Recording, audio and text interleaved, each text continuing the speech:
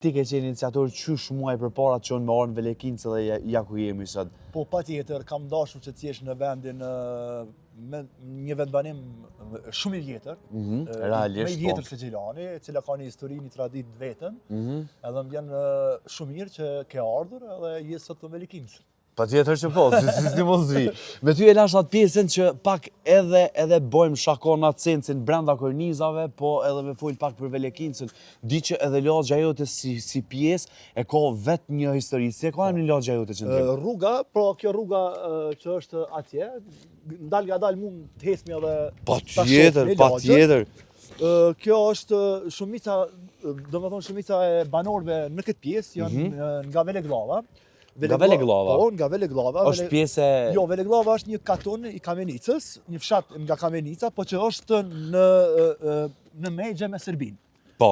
Aty ka pasur luftra ndryshme përpara nga serbët, nga okupatorët e asaj kohe.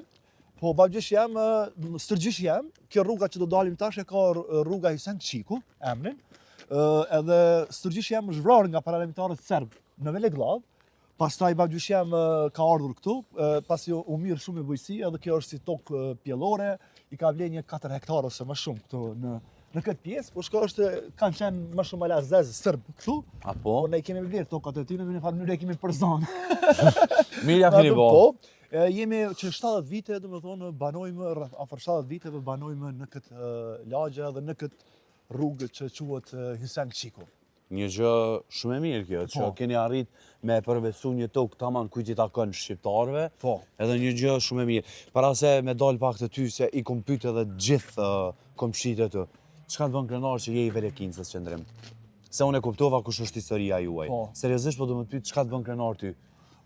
Historia?